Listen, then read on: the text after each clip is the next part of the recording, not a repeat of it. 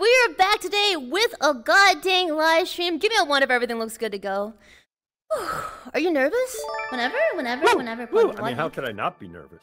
You know, this is a big event hanging with you, Filian. Really? I'm actually really nervous too, because I remember I sent in the questions to ask, like, anything I wanted, and you guys didn't even say no to any of them. Like, I asked some of the top streamers questions. Well, Filian, first of all, one reason you dressed up for our event today. I love the new dress. Thank you. Yeah, it's pretty cool. I even put together this entire podcast studio for it. Yeah. Well, I was going to say, as I was telling you earlier, this is my first time in the virtual world. You know, so getting over here a little complicated. You know, figuring out how to get here. The Uber driver was a little confused about, you know, the address to be in the virtual world, but I'm here. Yeah, you know, I mean, so it's great. This room kind of looks more like the back rooms than like an actual virtual world, but hey, you know, it's the intersection between man and anime, the final frontier. Whenever. We were saying earlier, we're coming together. It's all being unified, right? Yeah, it's pretty cool. Yeah. All right, well, let's start with a little bit of a capture. I got to make sure you're real. You know, you're not an alien or anything. So, who are you, and what's your title? So, I'm Dan Clancy. My title is CEO of Twitch. And one of the things I jokingly said when people ask, "What are you most looking forward to when I became CEO?" is because previously I was president, and I can tell you my kids really enjoyed it when I took this new role. And the main reason is because they didn't have to explain what I did, because the title was more. They'd say, "President, what do you do?" I don't know, but then they tell their friends that their dad's CEO of Twitch, and now they become much cooler. Wait, so you did it for the kids? I did. I'm doing it for the kids. Really, it's really. Oh man, kids, you know. Man, you're such a family guy. A bit of an American dad. That's cool. How long have you been CEO for then? Oh, let's see. I guess it was January. The correct reason to become a CEO. So, yeah. So 5-6 months. Gotcha. But I've been at Twitch now for about 4 years, and my role isn't all that different from what it was before. So I started streaming like 2 years ago, so you got like twice the years on me, but... There you go. Yeah, do you actually use the platform yourself? Like, do you watch streamers? Whenever. What I do, it's interesting because people ask, "Oh, who are your favorite streamers?" One thing that I say that for me, I peruse the platform. So in fact, I'm not a usual watcher because I do watch streamers because I think it's important for me.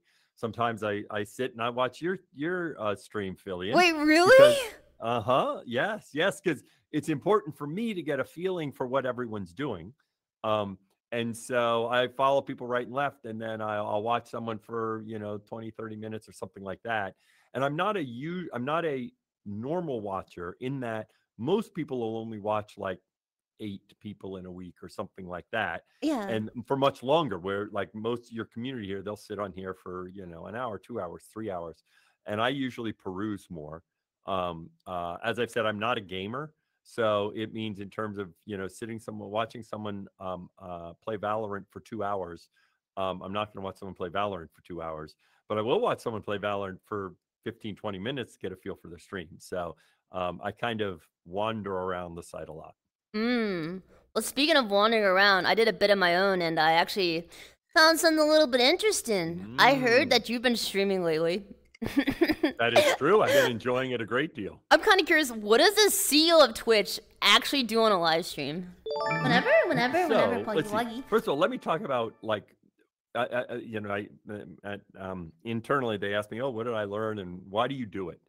And the first few times I did it, I wanted to do it just to experience it. But now I do it. I don't have to keep doing it. But the reason I do it, whenever, most streamers with 30 or 40 people watching them do it is because it's fun, right? I do it every Wednesday night. In fact, I'm doing it tonight. So anyone who wants to see me stream, I usually do it from 7 to 10 every Wednesday night because I've learned schedule matters. Okay. Right. So I try to keep my schedule. Whenever, challenging because I have a day job. But it's fun. It's fun, for the community to interact. I mostly sing on the stream because you sing on your stream? No way. I'm so nervous to ever sing on my stream. You actually do that? Have you sung on your stream? Yeah, a couple of times. It's a little bit scary for me. Filian, you know what I'm thinking? No. One of these times we're gonna do a duet. One of these times. Oh yes. Oh yes. No. Oh yes. Oh yes, we are definitely chat. Y'all want to hear Filian do a duet with me? Let's see what Chat has to say. Let's see what Chat has to say. Okay. I see a massive hype train going with you doing a duet here, Filian, at some point. Oh God, yeah. I don't know if High School Musical with the Twitch CEO is in my best interest, but I can try. Yeah, or Sing actually we Tequila. could do like whatchamacallit, the new what Little Mermaid's coming out. Can't you do an Ariel song there? Sure. Under the sea, under the sea. That's all I know. But yeah, so in fact, I really enjoy the thing that's interesting. You know, I think it is one thing that I find interesting. You know, in terms of your stream, that of course, one of the challenges is just having something that you can just do, and so I'll certainly chat, engage with the audience. I like to use guest star, but part of what I need to do is just have something that then I can always do. And the thing is, I can always play a song. So I sit there and I'll do other stuff, but the thing I can always do is play a song. So that's been really fun. Right. Heck yeah. I mean, are you down to give like a demo right now, maybe? Or I mean, again, what I'd love to do is do a duet, but I don't think that's gonna work. Not today. Not today. But I would be happy to play a song for your chat. Sure. So you're gonna sing it a cappella? No, I have a piano here because this is what? Yeah, I have a piano here. This is a room that they have a piano in. Whenever, I'm in Twitch right now, and normally I usually stream from my house, but I'm streaming tonight, so they had this piano set up since I'm going to stream tonight from Twitch as opposed to being at my house. That's so cool. Okay, no, I'm ready. I'm ready for the Fiverr demo. Whenever. All right, let's see. So I have to figure out what song I'm going to sing. Okay. And I'll say probably in terms of the stuff I sing, it's usually kind of singer-songwriter, Americana. So I'm not sure if it overlaps with your audience. Okay. It'll be good. They'll love it. I know we'll enjoy it. So, but I will throw something out to see if I will give, having too many choices are too confusing, right? But if anyone has a preference, then I'll put it out there, but you have to say it, which is if anyone has a strong preference between a Zach Bryan song or a Tyler Childers song. Whenever. Zach who? Tyler who? Yeah. Let's see. We don't see anyone. I have to wait a few seconds. What you talking about? Well, I'm not going to do Country Roads. I already done that one. They love me singing that song. You're doing so well. Audience interaction. It's actually crazy. Okay, we've got one Tyler. We've got two Tylers. Tyler one, baby. All right, let's see. Johnny Cash. I don't have any Johnny Cash, although I do like Johnny Cash. Let's see. We've got, so far, Tyler's got two. Frank Sinatra. Ooh, now there's an interesting one. All right, a Tyler and then a Zach. So right now, Tyler's winning a Zach. We've got three Tylers and two Zachs. Okay. Oh, three Zachs. And if it's tied, I'm going to go with Zach. Okay. A Ms. Kip song. I'm not going to do a Ms. Kip song. Zach. All right. Zach just went ahead, so I'm going to go with Zach. Okay. Bob Dylan. There is a Bob Dylan song I love to do. But I'll tell you this story. For those who don't know Zach Bryan, the thing I love about it is in terms of music, I'm kind of a lyrics guy. I like lyrics that tell a story. And the thing I love about Zach Bryan, he is a country artist, but he's not a normal country artist because all of his songs tell stories. And this song is he's lamenting a relationship that he kind of knows has ended, but he won't admit that it's ended because he keeps thinking that it's going to keep going. But the reality is he knows she's like moved on. And so it's called Something in the Orange. So let's just jump in. I did not expect a history lesson today. That's crazy. Yeah, go for it. All right.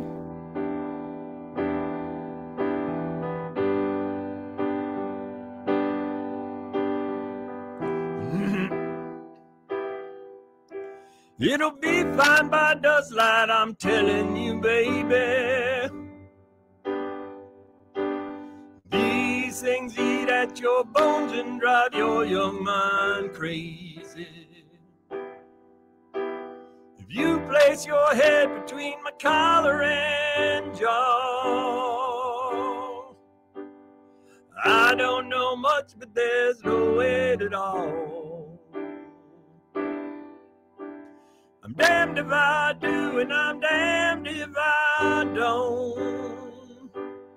If I say I miss you, I know that you won't. I miss you in the mornings when I see the sun.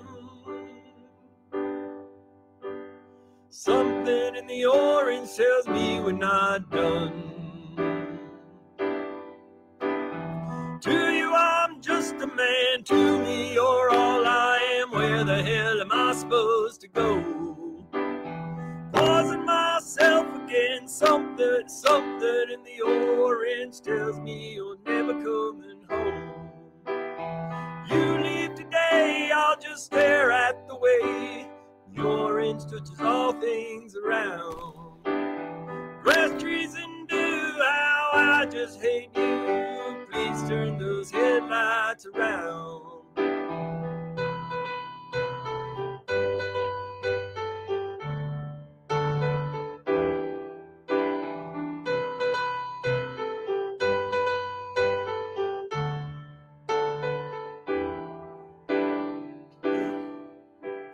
I need to hear you say you've been waiting all night. There's orange dancing in your eyes from bulb light.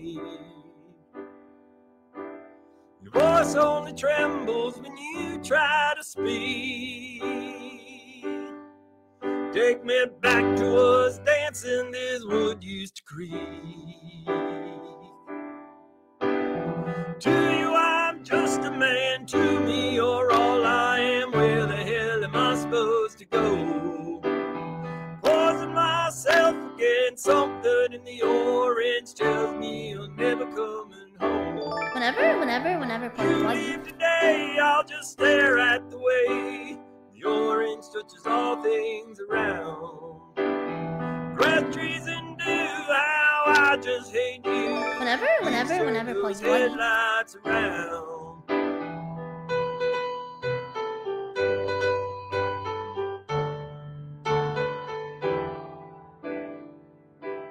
Whenever. To you I'm just a man, to me you're all I am. Where the hell am I supposed to go?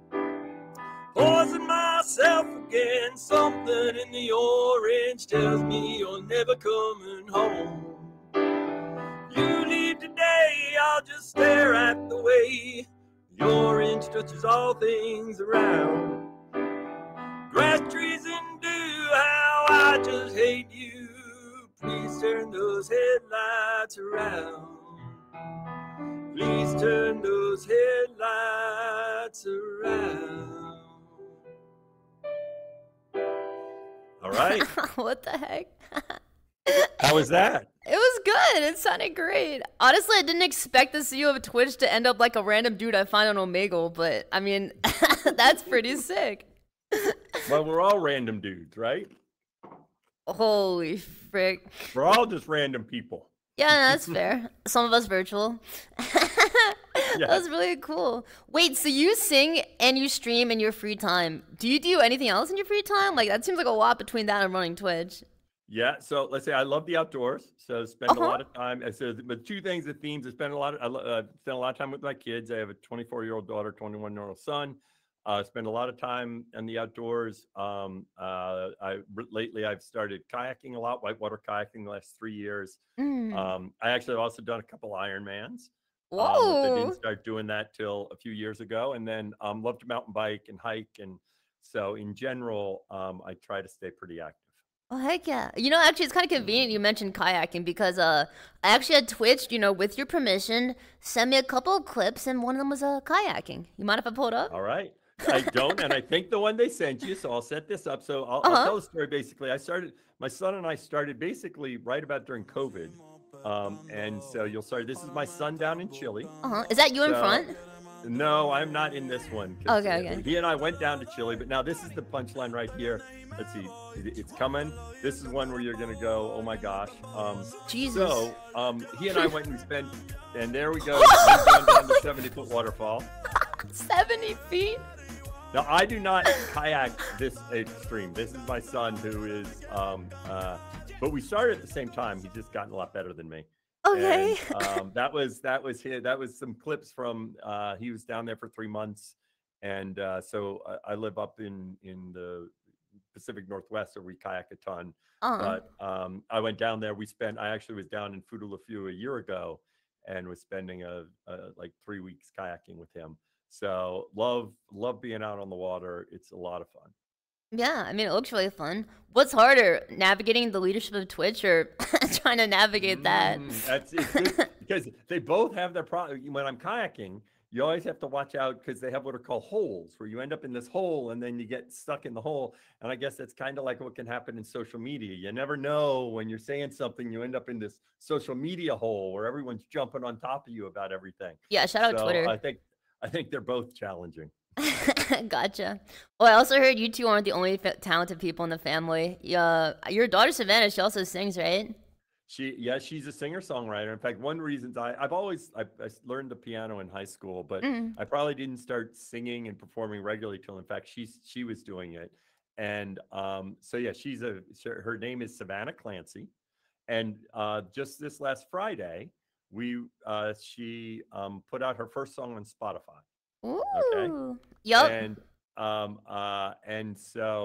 fact, I think someone should check. I think her Twitch handle is Savannah Clancy Music or Savannah Collaborations. No, someone in check, search Twitch for Savannah Collaborations. Shout out and Savannah. That's her Twitch channel, Savannah Collaborations. So that way people here know her Twitch channel. But really on Spotify, she just released it. She's doing all the recording herself, and I think you have the video that actually I helped her shoot because she says, "Dad, come be the cameraman for the video I'm making for this song." Wow, you used to be a cameraman? That's crazy. No, I didn't, and you will notice Whenever that I'm not a very good cameraman. So I'll actually play the song, and you'll see, wow, it's a nice video, except for whoever that cameraman is. So you're going from CEO to Twitch streamer to cameraman. Yes. Interesting progression. Yes. All right, let us go ahead. Press this bad boy.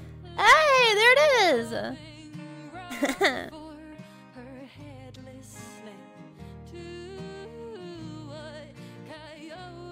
Very fantastic camera work.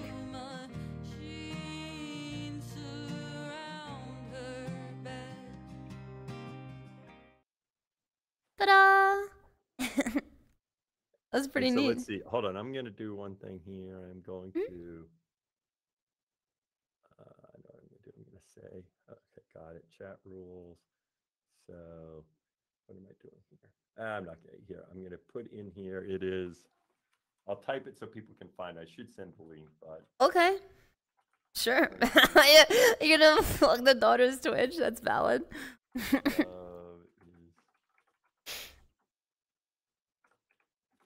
So definitely enjoy it. I think the thing that I love about her first album is all basically about nature, and so she's very connected to the very grounded in what she does. And so her first album that she's recording now is called Roots in the Water, and all the songs are about her connection to nature. So that song, of course, is, if you listen to the lyrics, a part of the hungry love is this connection and this love for nature.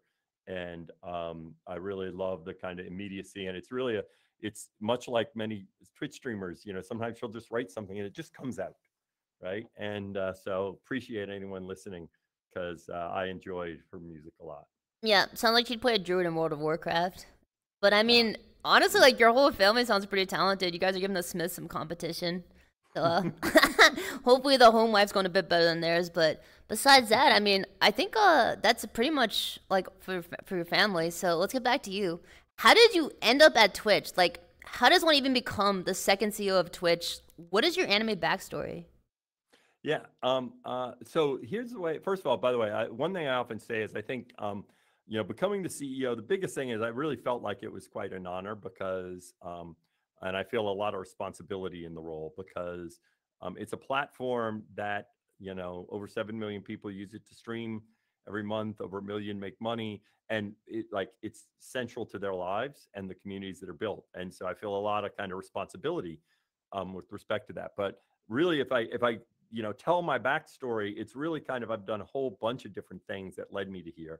Did you major in computer science, or did you have one of those weird routes where you went from like, oh, I'm going to be an aerospace engineer, and somehow you ended up at Twitch?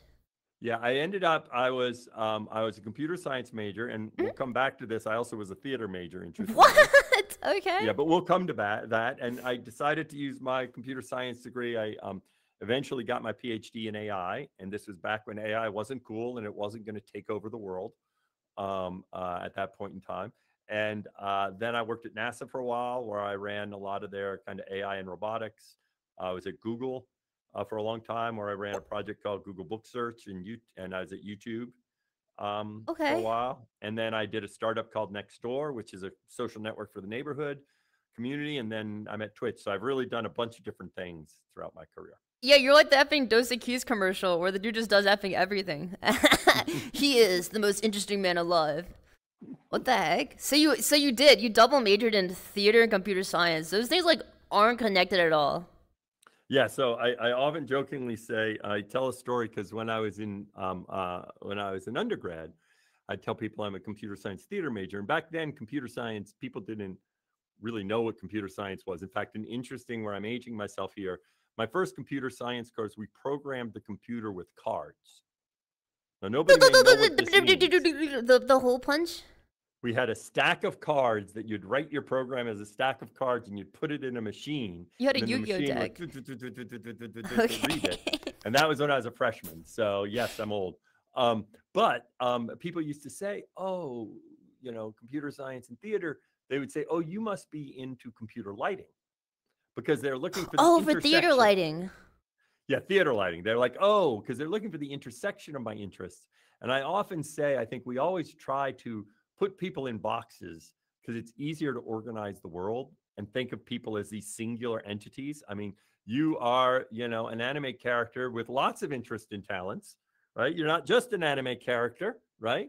So I really kind of see that I happen to go into my technical path, but I kind of see Twitch as kind of the culmination of this because creating was a big part of my life in high school and college. I spent much more time doing theater than computer science. Mhm. Okay. And my brother runs a theater in New York. My other brother, he runs the Fred Rogers Company, which is, Mr. Rogers' Neighborhood. And so there's a whole separate side of my life where I think I could have been a creator.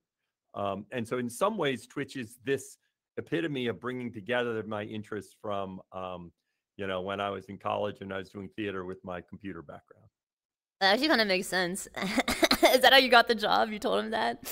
I told him that. I don't know if that's how, yeah, I guess they said, oh, well, there are not many of you around. Yeah, that would have gotten you into Harvard. That's sick. Oh, my sister said she's an actress. My sister is on here. There you go. I Ooh. just saw her. Yes. Hmm. And yes, she is an actress too. I'm sorry to leave you out. I see. I think I see the backstory now. What does the actual CEO of Twitch do, like at Twitch? Like, what are your responsibilities? So, I mean, really, my job is to set our strategic direction because most of the work is done by other people in the org, right? Hmm. I don't do the work; everyone else does the work. My job is to sort of set the direction. I need to spend a lot of time. One reason why I love coming on streams like this is spending time in the community. Um, and there are certain key decisions that I need to make, but most of what I'm doing is coordinating what other people do. Okay, got it. So a lot of coordination. So, like, how many people do you manage as a CEO then? So I don't. I won't talk about exactly how many people, but it's a reasonable size org, right? Because we Is it have a like a bunch of stuff.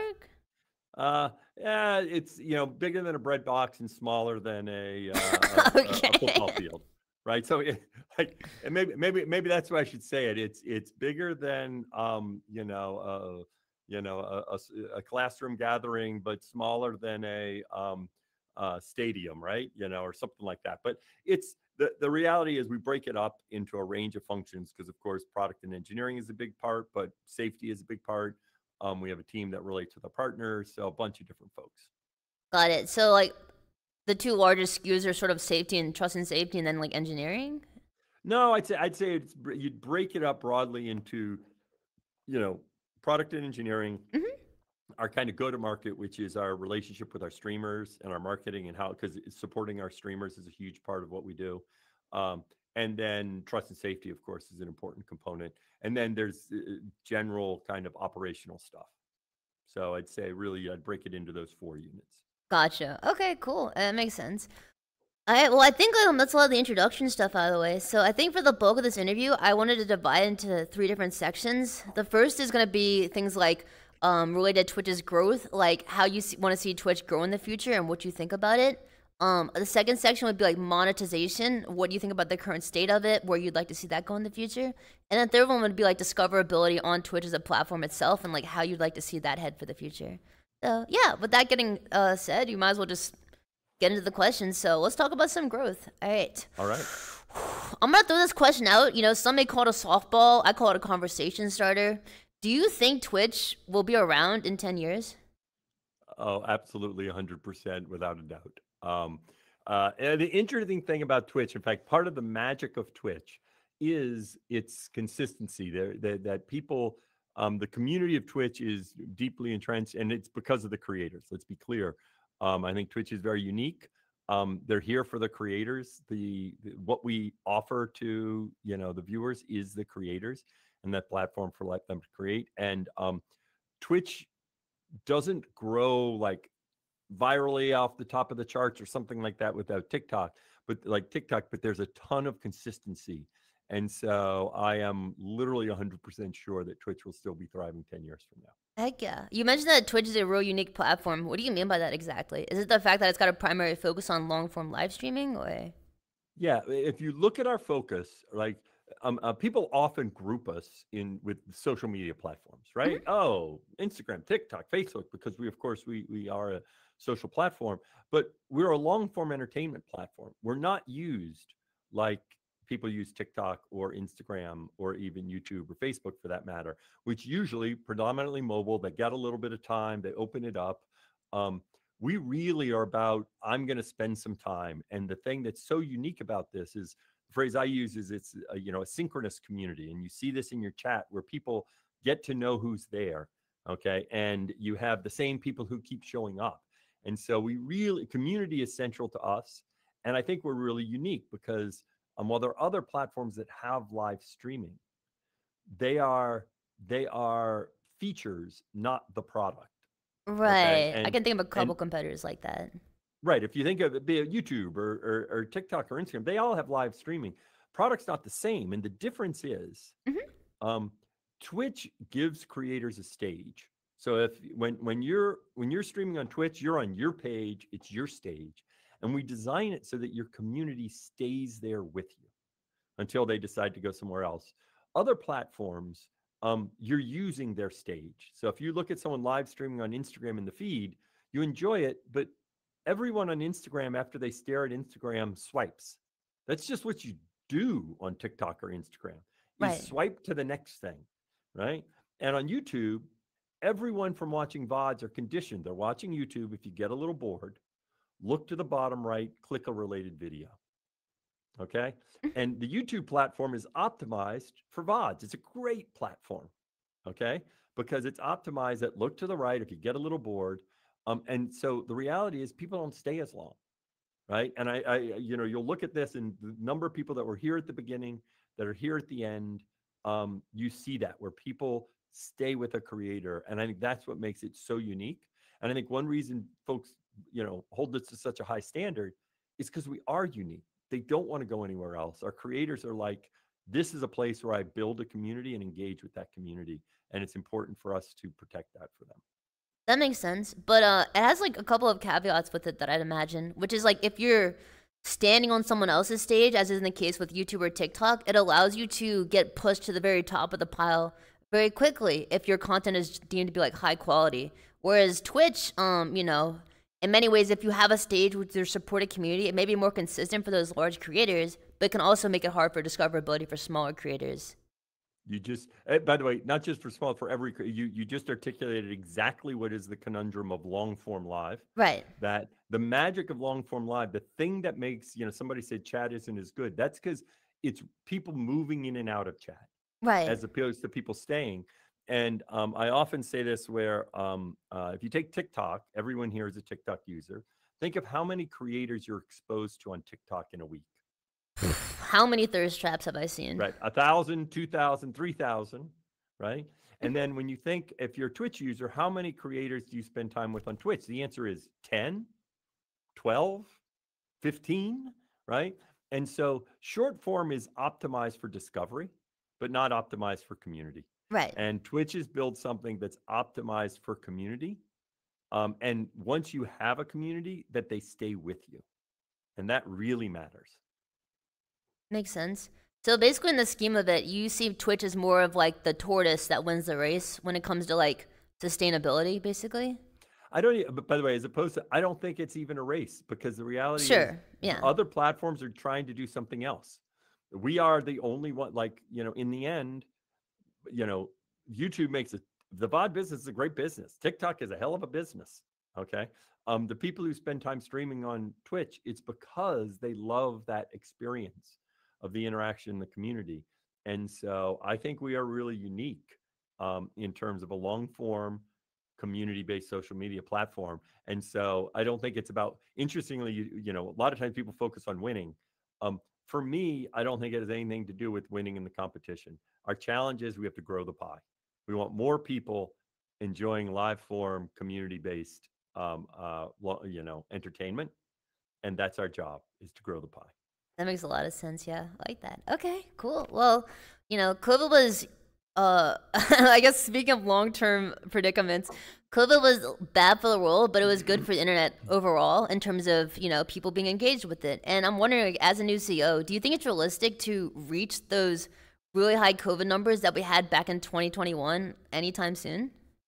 Yeah, the interesting thing, like, is you're talking about anytime soon. Mm-hmm. It all depends on what soon is. I Sure. think we are going to continue to grow. Do I think suddenly we see this massive return in the next year? No. Okay. Um, People are spending other time doing other things. Okay. For me, though, what it is a Pluggy wuggy. testament of is the number of people that are out there that if we can just expose them in the right way, enjoy Twitch and enjoy community-based interactive streaming, because we grew a ton, more people to re-engage Mhm. and help find ways to get them engaged with Twitch. So I think over time, the answer is emphatically yes. Right. So you seem to think that Twitch has like a large audience out there that just hasn't discovered the fact that long form community oriented live stream content is like a really great thing, basically? Yeah, I think there are a lot of people that don't, and I think my view is COVID was a testament to that, because you look at Hmm. all the usage that just shot up. And these are people, there were people that weren't using Twitch regularly that now, when they had more spare time, they started using Twitch and they enjoyed us, right? So I think there are a lot of people. It takes time, and you kind of need to really learn the magic and find your community. You need to find your home, and it's different for everyone. Right. So yeah, I think there are a lot of people out there that enjoy it. Do you have like any sort of estimate in your mind, like, oh, like maybe like there'd be like twice as many people out there that would be down for the content that just haven't found it yet, as opposed to what's already on Twitch right now? Yeah, I mean, one way to think of this is like we roughly doubled during COVID, Hmm. and now we're still bigger than where we thought we would be at this point. So Okay. while we definitely Interesting. have gotten Interesting. smaller, if we go back Mm. 3 years to where we thought we'd be in 2023, we're bigger than where we thought we would be. Right. Okay. But we doubled during COVID, and one way that I think it just seems obvious that for every person that found us in COVID, there's got to be another person or two that just didn't happen to take the time, right? I So see, I yeah. think there are a lot of people out there that if they spend the time and find the right creators, find the right, that yeah, they would love the experience. Right. So from your perspective, COVID was basically drops enabled for Twitch, right? Yes. Yeah. And then you'd suspect like approximately like 2 or 3 times as many people are still out there. Eventually, yes. I think there are folks out there. I do think one thing we need to do, which is one thing we're working on, is Mhm. make it that they can enjoy Twitch even when they have less time. I think one of the challenges is we Exactly. all Okay. get Yeah. Yeah. busy. Yeah. Uh-huh. Okay. We'll talk more about that. That's a really cool topic to think about. Yeah. Something about clips, maybe. But Yes. yeah. Okay. Yeah. Cool. Yeah, we can definitely talk about that later on. But as far as like growing Twitch for the future right now, how like would you like to see Twitch grow to reach all these people for the Yeah. future? So I think the foundation of Twitch growing Mhm. starts with tools that help our creators create, because the magic of user generated content and of Twitch is that we are taking advantage of the creative ability that we all have. So one way I said, everybody is a creator. Everybody has the ability to express themselves. Right. And we all express ourselves differently, right? You're an anime character expressing yourselves as a VTuber, right? And like we've seen VTubing growing because that's a way that some people want to express themselves.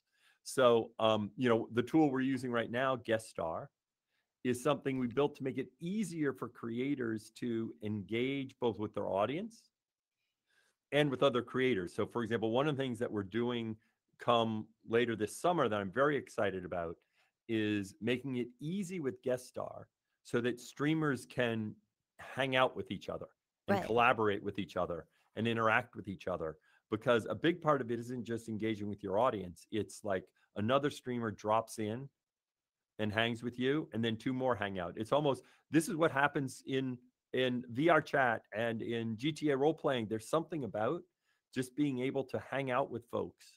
And so a big part of growth is going to be create tools that make it easier for creators to create content consistently. I see. And then basically the more community-oriented content might resound better with community-oriented people, or like how are people like off of Twitch going to like sort of find this content and come to Twitch through that?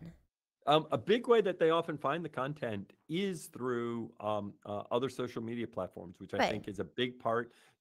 TikTok, YouTube, Instagram, they're Twitch's best friends, as anyone who streams on Twitch knows. People are using those platforms. Yes, and the way I often say about it is the content should find the audience, and then you bring the audience back to the content. So as you create short form content, you engage, new people engage with Filian, and then you bring them back and say, if you really want to hang with me, this is where you hang. Yeah, that makes sense. That's exactly what I do at this point. So that makes sense to me. So you're saying like Twitch's main way to find like new people to come and actually visit the platform is through these sort of like short form content / like summary videos that get posted on other social medias? It's through our creators that the reason our viewers come, they don't come for Twitch, the platform. By the way, this is different than TikTok. Right. People go to TikTok for sure. People go to TikTok for TikTok, and then TikTok says, don't worry about our creators. We'll swap them in and out. They're all interchangeable. So fast. Yeah, they're all replaceable.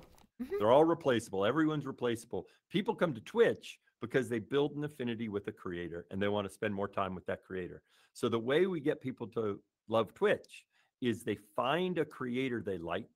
And if they're not using Twitch right now, the way they're going to find a creator they like is through YouTube, Instagram, TikTok.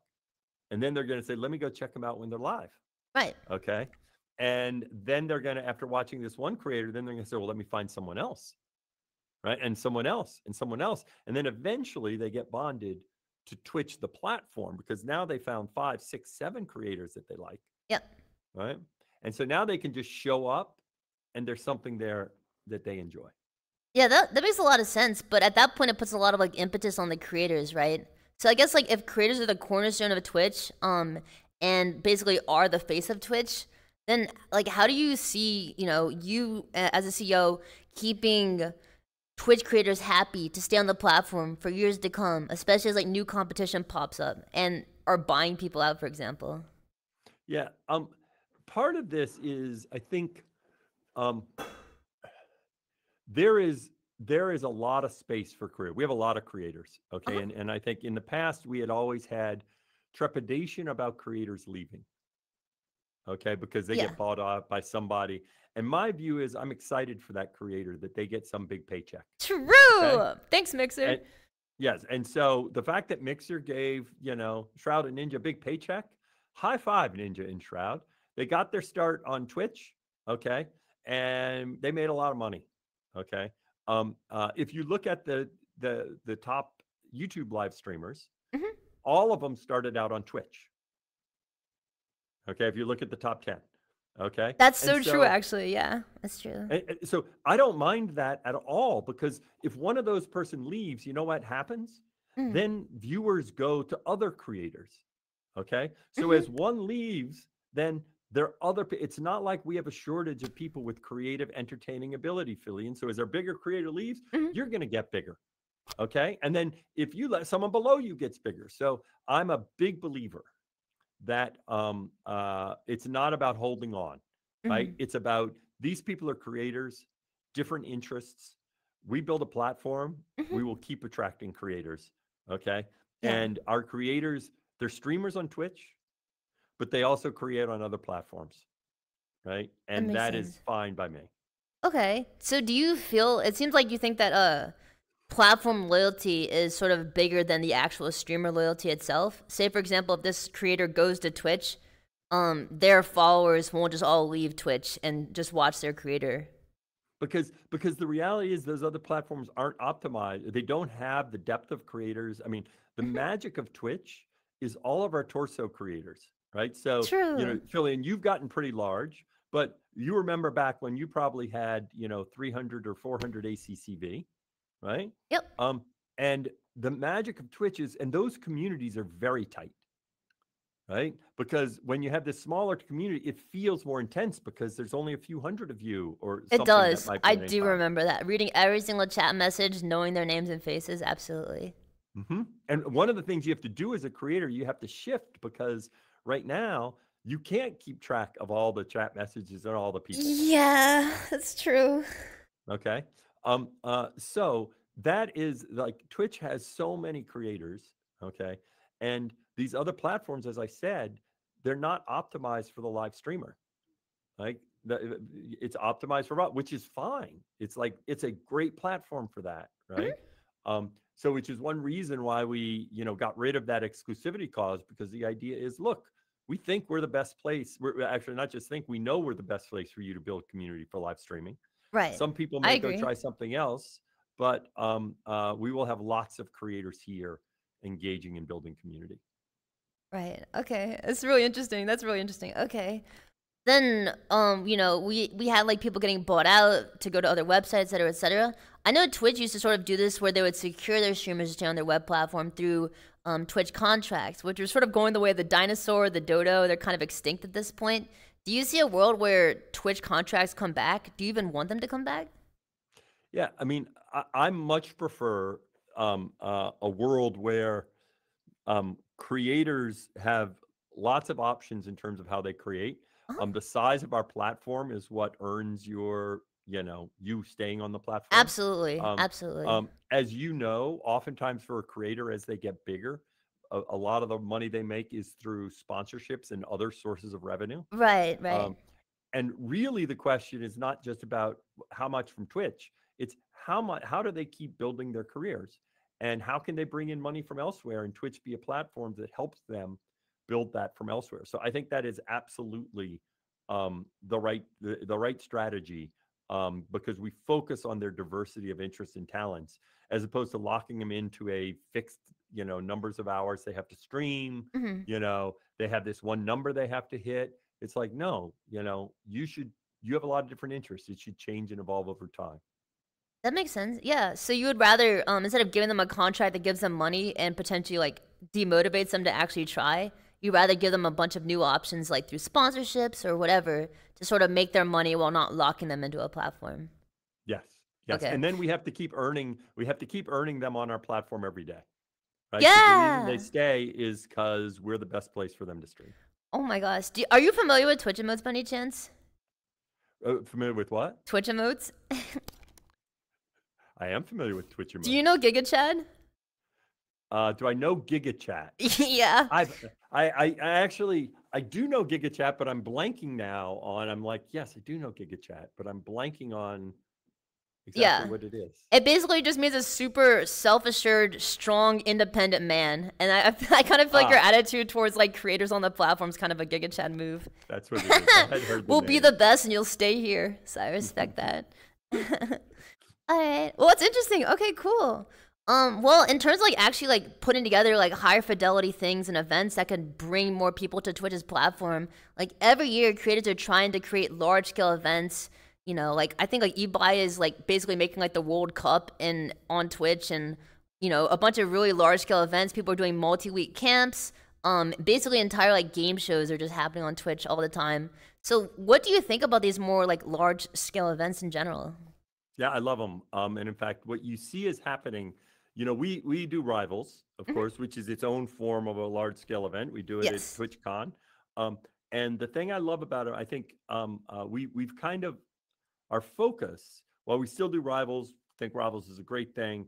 Our focus is not so much on what we produce. In fact, at times I think we had thought about, oh, what should we produce? And really the magic is creator led things, Mm. right? The thing that the audience like is when, in fact, the best Rivals events are the ones where a creator has an idea Yes. and they come to us, Mhm. okay, and we help them create it. I think sometimes companies get into this idea where they start being the force, and the reality is, let's let our creators create, and they will find what works for their community. And I love, advise events, some of these other, weekend camping or other things.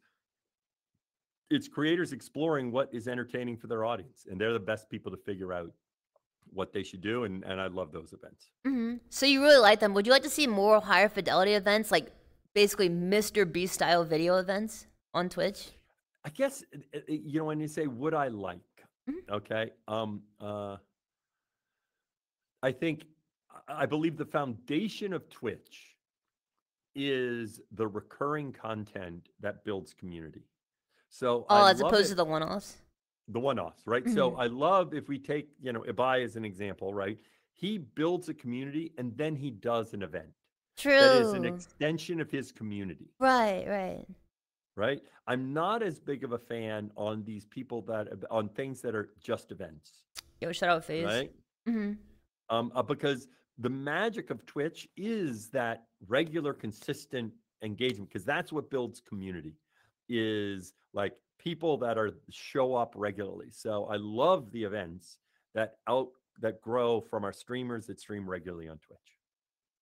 Got it. So you like these large scale events, and you'd want to see them sort of whenever, Paul, you like grow more and adapt more, but you'd rather them be through the focus of, this is an extension of my community, not exactly just my community, or like a one-off, basically.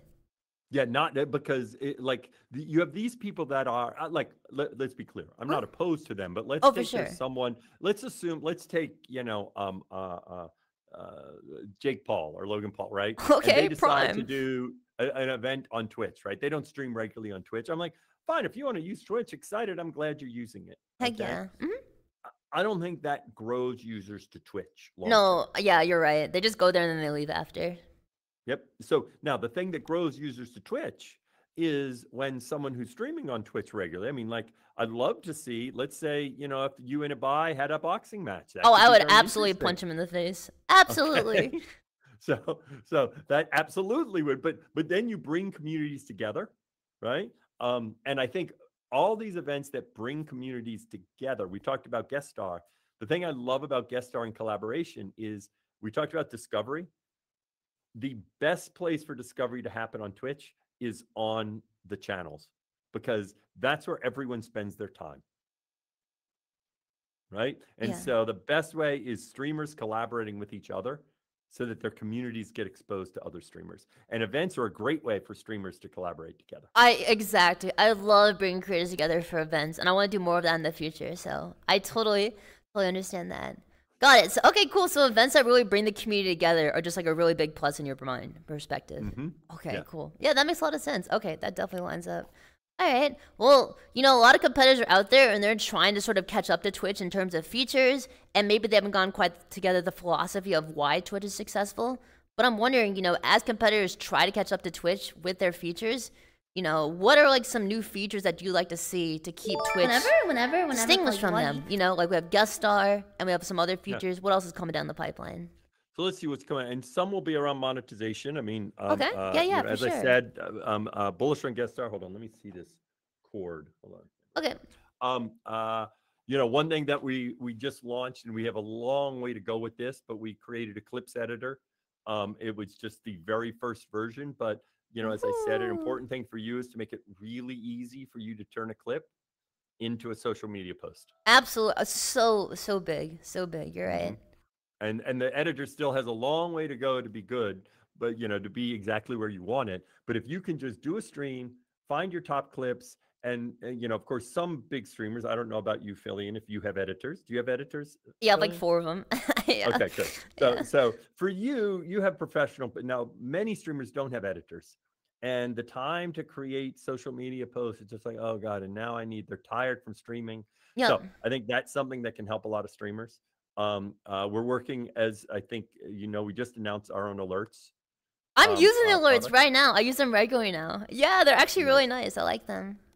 Nice. And that'll make it a lot easier because I've talked to a lot of streamers about it and they said, look, I don't want to switch platforms again. As long as Twitch is committed to keep making alerts better. And part of this is we can do things that nobody else can with alerts. We can allow user customizations and Celebrations! other things. Yep. Yeah, yeah. It's actually really cool. I do like it. I'm excited where Twitch alerts go for the future because there's a lot of junk you can do there. Yeah. Yeah, it sounds Yeah. really cool. And you alluded to this. I mean, one thing that we want to still experiment with is how do we take advantage of the short form content that is on our platform to help in We're gonna discovery? get to that for sure. I definitely want to talk about that. Heck yeah. Okay. Well, one more question for this sort of category is, what are, in your opinions, the biggest challenges that Twitch is, you know, facing right now? Well, I think you've highlighted one of them, that in fact, as humans, we all compare where we were yesterday to where we were today. True. Okay. Comparison, not a good thing. We're relative. We're genetically engineered to be relative, not just we compare ourselves to other people, Right? right? As opposed to saying I'm feeling good, we look at somebody else and say, oh, but they look better. Now I feel bad about myself, right? Yeah. And we look at yesterday to see how we're doing and compare ourselves to today. I think ultimately, you know, growth, because people look and we were so high on COVID and now and so then they don't feel good, even though what they have is actually pretty special. Yeah, exactly. Like, it's like a lot larger than it was before COVID, right? Yes. And if you go back and think, you know, wow, I have all these people showing up to watch me and they contribute to me and I'm making a living. It's like, wow, that's like pretty amazing. Uh-huh. Right. And so I do think growth is something that obviously the more we can help our streamers grow, and ultimately that comes us to working to grow the platform, because you're all looking for an audience. Everyone wants to feel so. To me, I think that's a huge challenge. I think a big challenge, and this is one reason why I'm spending time with you and other streamers, is just being out there engaging with the community, because a huge part of trust, people don't trust companies, they trust people. No, I buy that. That makes sense. Okay. And so it's building relationships and engaging with people, like on this stream. Interesting. Okay, cool. Well, if you could add like one feature to Twitch, like shoot for the moon, that you think would be really effing cool for Twitch, it could be something personal, it could be something super crazy. What would you add? Well, actually, it's the one we're working, because if I gave you one, Uh-huh. right, that was super crazy, and then we're not working on it, then you'd say, well, what the heck are you guys doing? Okay. So for me, the shoot for the moon is this idea of making it, and I will talk to you about the virtual world for a second, right? Yeah, metaverse, Twitch metaverse. I mean, the reality is Twitch is already that, right? Because people come and hang out. Eat your heart okay? out, Facebook. Okay. And so what I want is to make it while you're streaming, you can see other people that you can just go hang out with on their stream. Yeah. Okay. And then you can see when some of your friends are hanging out, and then somebody else comes and hangs out. Okay. And you're all doing this with your communities. And then if you want, you can press a button and you bring your communities together into one meta community. Dang, right? okay. That's a grand vision. Holy frick. Okay. Okay. And I think that, because it's hard to entertain by yourself. It is, yeah. And it gets repetitive too. But it's easy to talk to somebody you like. True. Very true. Right? Yeah. The way I describe this is, Twitch is unique in that if you look at traditional media, there is no talk-based platform that has one person talking the whole time. Think of Howard Stern, right? Howard Stern has a sidekick with Robin, and then they have guests call in. Okay. Think of Sports Center. Sports Center always, or the local news, they always have 2 or 3 hosts. Yep. Right? Absolutely. Okay. So they can have a conversation, not just a stream of consciousness. Think of The View. Think of Late Night. They always had a sidekick, right? Literally every single traditional media platform that is talk-based has multiple people. Okay. Twitch is the only platform where you're sitting there by yourself, okay, with the community and it's a lot of work to do that. And so the more we make it so that you can just do what you do naturally, which is hang out and have those people on your stream with you, um, the more it makes it where, yeah, you can stream for longer hours because it's less tiring. Yeah, that makes a lot of sense. I remember when I hang out with my friends, like, you can go for so much longer and it's so much more chill that way. So you want to see Twitch basically become the world's largest virtual streamer house in many ways. Yes. Okay, Yes. cool. Yes. Yes. Yo, Twitch clan. And it's all coming and it flows back and forth. You're part of different groups, right? And that also allows, one of the challenges is you probably have in your community here. I wonder how many of your community stream part of the time. I'm sure I know my huge number. moderators even stream. Like, I see my moderators streaming. How can we make it so that all these people that are small streamers, that's one thing I love about streaming, because I realize, okay, this is what it's like to stream to 40 or 50 people. And then what are these things that bring 2 or 3 of them together? Okay. And now, and maybe they don't stream as many hours as you because they have a full-time job, but their community could still, you can get 3 or 4 or 5 or 6 of them that when you add them up are streaming 20 to 30 hours. Okay. But each one of them can't stream 30 hours. Right. That's okay. You can still form community because they interact with each other. So, is that like referring to the idea of like teams where if this member of the community isn't live, this one would be instead? Then the community can find each other? I think, yeah, and ideally, and I don't know this idea in detail. This is an abstract idea. Yeah, right? this is just like an apple in the eye or twinkle in the eye. This is just right. You have to. So there's a channel, GPTV, Girls Play TV, which is 8 women, and they coordinate when each of them stream. But it's 8 women on one channel. Right. Okay, and then they figure out you're going to do Tuesday at this time. You're going to do, and that's a lot of work, right? It would be much easier if you had folks that had these loose collections. They streamed on their own channels, okay? Yep. But the community all was kind of common between them. And oftentimes, if 3 of them are streaming at the same time, maybe they're hanging with each other while they're streaming, right? But then the community, and so I don't know specifically how that works, but I know anything that allows streamers, reduces the amount of time you have to spend streamer to still engage with a community is going to allow more people to stream and more people to find community. Got it. No, I agree. We could talk about that forever. There's like I agree with your perspective completely, but yeah. Okay, no, I totally get that. All right. Well, we should move on to monetization. I think we're a little bit behind, so I want to ask you a really big question. Up to you. Is Twitch profitable? Let's see. The best way to answer it, I won't give you a valid precise answer. Okay, but I'll say for us, a big thing we need to do is to run the company so that we can have a long-term sustainable business.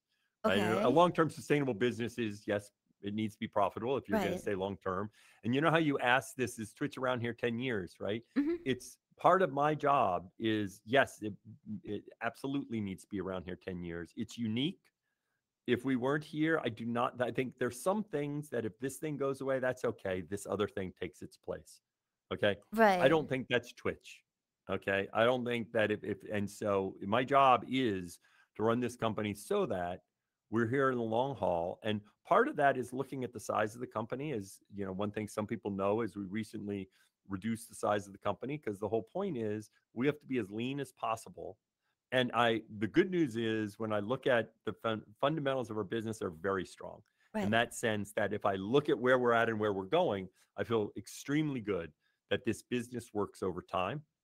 And it's a long-term sustainable business. But we have to be conscious of it because it is the fact that this is a business that's an expensive business to run. It is, yes. Because of the cost of streaming, everything. It's an expensive business to run, and it's our job to find a way to run it long-term.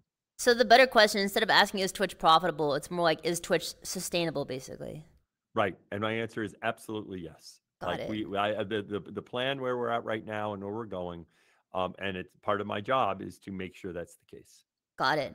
And then a high-level overview, how do you actually feel about the current state of monetization on Twitch?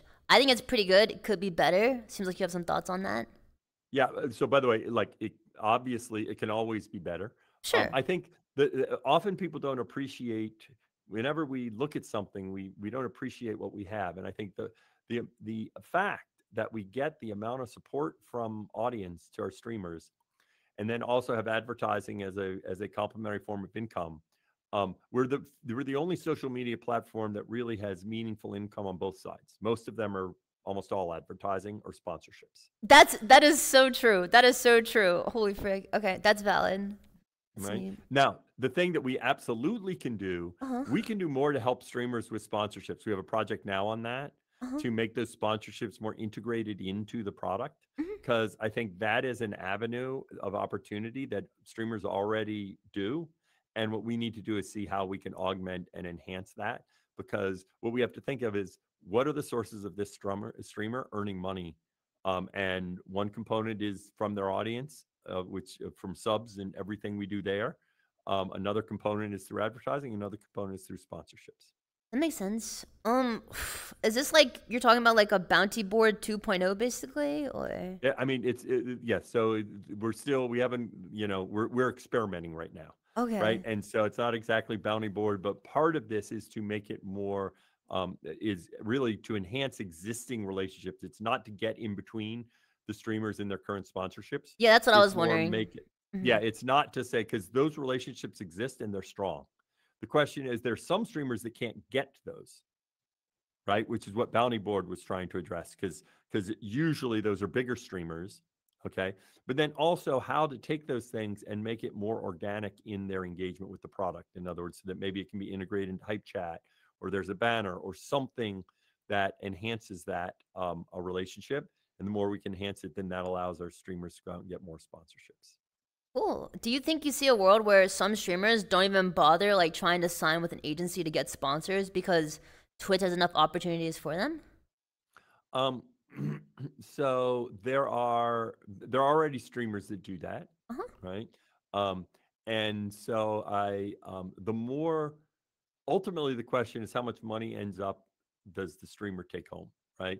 And signing with agents that help you get deals off of Twitch, I love. It's great because there's so many opportunities, and as creators, you're not just about Twitch, right? You have Exactly. other social media reach. So the more we can do to help match make, the better. I don't think we have a position on like you have an agent, you not having that's great. That's whatever works for you. Hmm. So we don't have any agenda to minimize the role of agents, because our thing is we have to grow the pie. Got it. Yeah. That's so interesting. Yeah, I like how like your mindset is more of like one level abstracted from being competitive. More it's more like a rising tide brings all ships with it, basically. Hmm. It's actually really Yes. cool.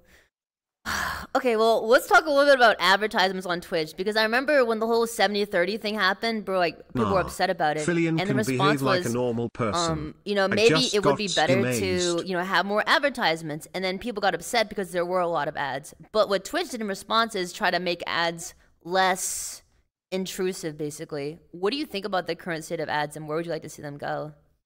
So, for everything we do in ads, there are five other things I want to do in ads that, in fact, and so I'm Uh-huh. glad that people want it to continue to improve. So it Yes. started with we needed to adjust the rev share. Okay, because the problem was when we came out, it used to be, for those that don't know, the way we used to do it was a flat, what's called CPM, or a flat amount for each time an ad was run. And when we introduced that many years ago, it was actually a generous offer because we weren't making much money from ads. Mm-hmm.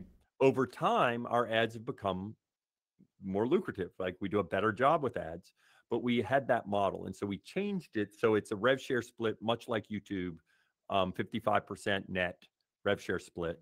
And that means the creators earn more money from ads.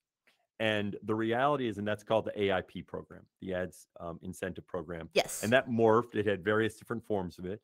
But I've talked to a ton of creators, and the problem was the reason they hated ads is they weren't making money from ads. Um, most creators have ads on their YouTube channel. Okay. Yep. So I do think I've seen a marked sentiment change when they look at it and say, yeah, this like money matters to me. But then we need to improve the experience for our viewers. So we're working now to minimize ads in the discovery experience. I think this is something that all of us experience. They're checking out a channel for the first time and there's a pre-roll, right? And it's better to have mid-rolls. So our general philosophy is we want to move more towards mid-rolls as opposed to, pre-rolls and discovery. I agree. Um, we're, I agree. we're spending a lot on non-interruptive ads. So in fact, a lot of people, we now have these lower display The ads. banner ads are very nice. I do not really mind those that much. Those are really good. Yep. And we need to grow that business, right? Because part of this is, and the other thing is making it easy for you to control your ads so that, like right now, we have the ability, but most streamers don't even know that they can pause an ad that's coming up, right? And because it's buried in their ads dashboard, and it's like, yeah, but I don't have that open, right? We need to make it easier for you to figure out when is the right time for an ad on your platform, right? Make them less interruptive in different formats. So I think we've got all sorts of stuff we're trying to improve the experience, which will drive more money for you and then minimize the impact on viewers. Right. And in terms of making Twitch more sustainable, we know Twitch Prime came out, and a lot of people, thanks Ninja, were using Twitch Prime at the time. And I know at some point its universal ad exemption policy got revoked. But do you think that Twitch Prime itself will be around forever? It's a good question. I mean, Twitch Prime, it came not as something that and now it's called Prime Gaming. Right. Right. It used to be Twitch Prime and now it's Prime Gaming. It's, it is right now run by a different part of Amazon. Prime Gaming is a different unit. So I think it's something that adds a lot of value to our creators, okay, in terms of driving value to them. But I can't speak in terms of, long term, but I know right now I think it has a lot of value, and I like to see how we can keep driving that value. Got it. Okay, interesting. Yeah. All right, one more question on this. I know there's a little bit of a policy back what was it, like a year ago? It looked like gambling websites were sort of banned off of Twitch, and I think there's a lot of misconceptions around like what actually got banned in terms of gambling. And I remember I did like a poker sponsor stream, and people were like, "Isn't this banned?" What actually is banned in terms of gambling on Twitch? Yeah, we were very surgical in that because, in fact, our view was, listen, people can decide what they want to watch. But the thing that was growing was these unregulated offshore gambling sites. And just for people that don't understand, right, these are sites that there is nobody overlooking to see, for example, what are the odds on the craps tables? Or do they tweak with them? Do they change them? Because they're not regulated. The team decides what they want to do. There's a reason that you have to VPN in, and you can't, do it from most major countries. And so the amount of money that was flowing, where our creators was building the community and connection that they formed on Twitch to drive people to these sites, it was a significant amount of money to a small number of creators, and we decided we didn't think that was good for the community. So we banned the unregulated, but in general, there's no problem with streaming gambling.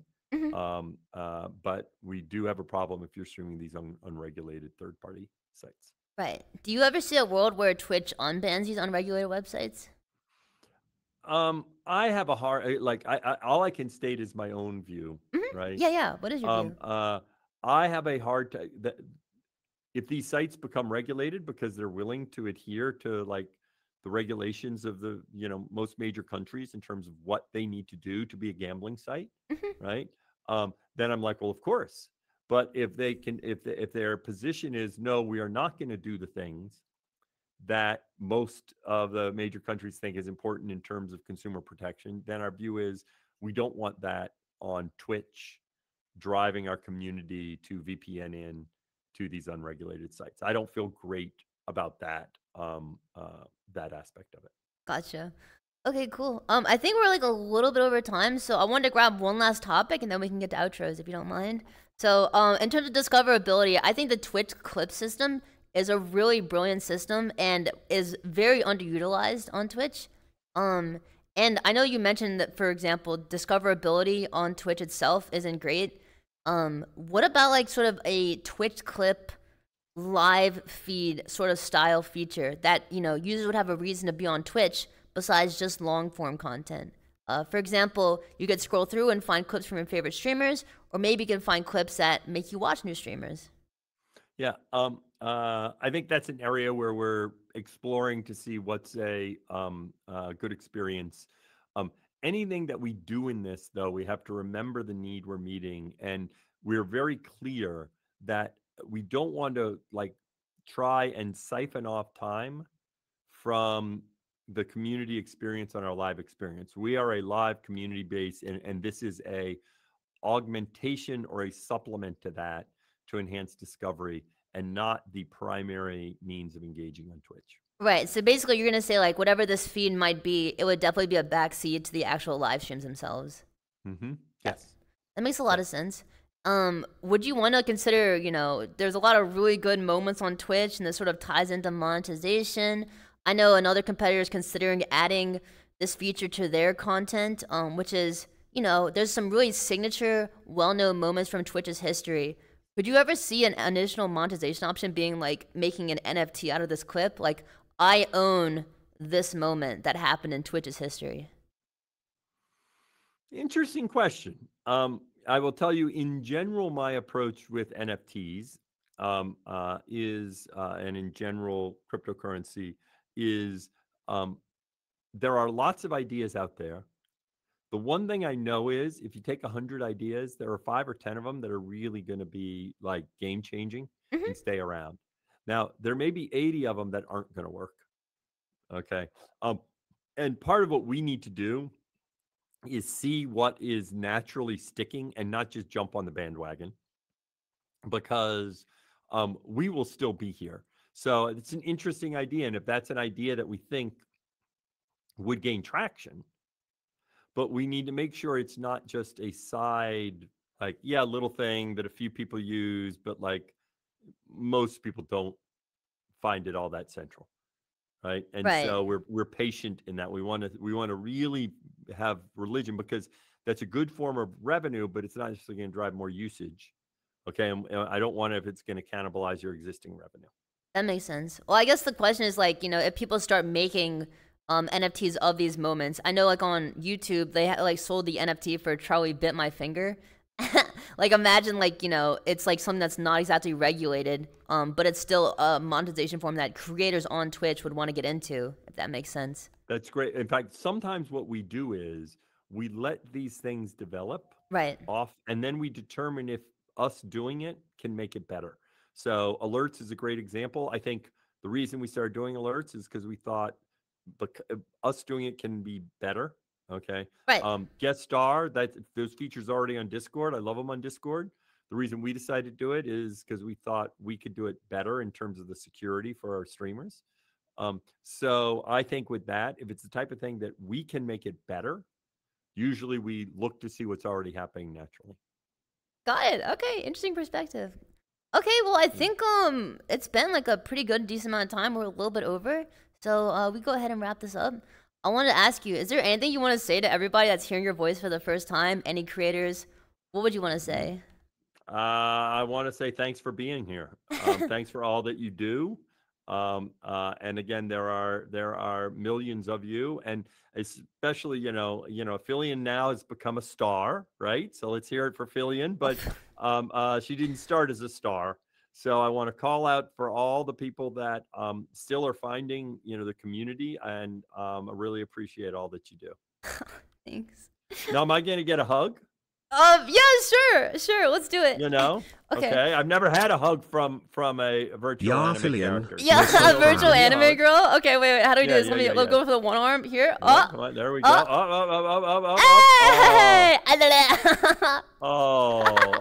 I've never been hugged by an anime character. No, that's sick. Wait. Anything you do, it can happen in real life, because I'm effing real at this point. Like, you can punch me in the face right now. Fight me. Wait. Are you sure? Yeah, you can do it. I don't mind. Fight me. All right, you wouldn't. What the heck? Here we go. You wouldn't. Here we go. Are you okay? Thank you, good sir. Filian, this hold on. has been a really interesting experience. Somebody get in there. Filian. I didn't mean to hit you so hard, Filian. I'm sorry. Oh God, what'd you do to me? Holy frick, you're good. Is there anywhere we can catch up on the latest Dan Clancy action? Maybe your Twitch, you know, shout outs, you know? You can. So let's see. Well, I'm streaming tonight at 7. And by the way, on social media, if you want to follow me, all my handles on social media as opposed to DJ Clancy, except for Twitch, are DJ Clancy 999. Because years ago, I started using that as my username just because I could always get it. And I couldn't necessarily get DJ Clancy. But on Twitch, I'm at DJ Clancy, and everywhere else, DJ Clancy 999. So come say hi. On the stream tonight if you want to, from 7 to 10. All right, awesome. Okay, well, thank you so much for your time. If you're new here, hi, I'm Filian. It's nice to meet all of you guys. I stream most nights at 3 p.m. PT, and it's been a really big honor having you on here. Well, it's been great being here, Philly, and thanks for having me. It's been really fun. Looking forward to, actually, we didn't talk about it, but looking forward to when I can hang out in VR chat with you. True. In a virtual world. Yo, chat, okay. What if you want me to hang out with Dan in VR chat? Well, we have one more announcement coming up right after this, so make sure to stay tuned for it. But besides that, I'm going to be live on this Friday. I think we're going to do a 32-hour stream because we just recently reached 600,000 followers on Twitch. So really looking forward to that. 32-hour stream, baby. But that is all the time we have for today. So, yeah, I think that's it. I think I'll see you guys later. All right. Goodbye, everybody. Have a good night. Bye, everybody. Enjoy the teaser. Bye.